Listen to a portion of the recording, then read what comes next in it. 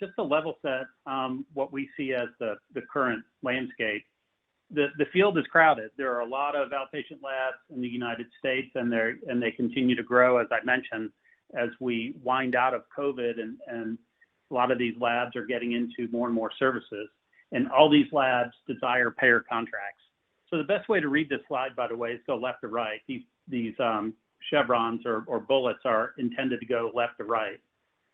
So there are a lot of labs that are out of network. And so the goal is to obviously try to get in-network contracts, or what we call sometimes PAR contracts. And the best way to do that is to have a target in your mind of which payers you're really interested in. So if you're in Ohio, for example, do you ever have business in, let's say, Illinois?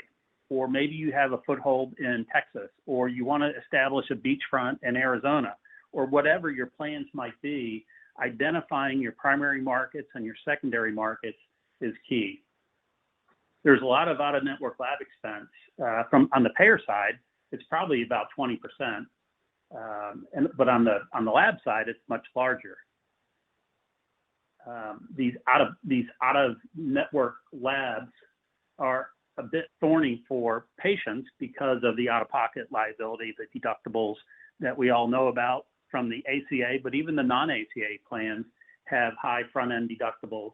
And so from a lab perspective, that can increase your accounts receivable and potentially increase your uncollectibles or your bad debt. Surprise billing has gotten a lot of attention. Patients don't select their lab vendor. They pick their primary care doc, or the primary care doc refers them to a surgeon or whomever, and they use whoever lab they're assigned to. And the patient's dissatisfaction from some of this surprise billing has led to a lot of potential legislation in this area. The payers, for their part, have aggressive pricing, as I'm sure you all have experienced. And the reimbursement rates can be anywhere from 40% of Medicare to up to 120% of Medicare. Keeping in mind, payers, the commercial payers, more and more of them are getting into the Medicare Advantage space. Over 10,000 Americans turn 65 a day. So this is a growing population.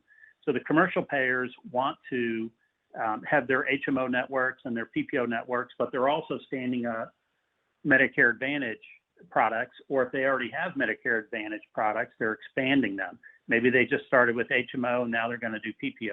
Or if they do PPO, they're going to have a small network and a large network. And so the number of networks to try to get into now multiplies. It can exponentially multiply if you're dealing with 5, 10, 15 different payers, and they all embark on this kind of strategy.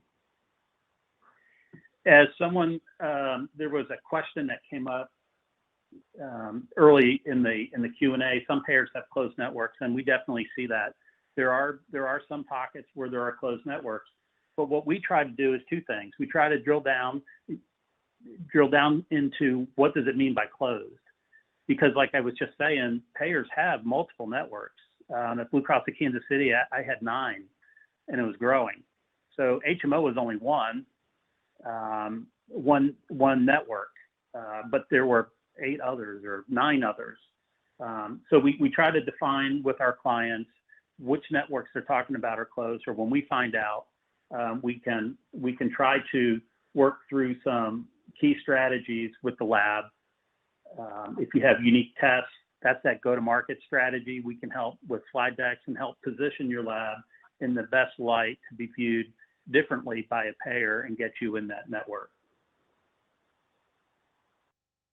The other thing I would say is some of you might be familiar with it's a peer-reviewed periodical called Health Affairs that comes out every month. And there's a great June 2020 article that in there they did an 8 or 9 year longitudinal study where the share of out-of-network lab spending is increasing while other healthcare expenses and trend is declining.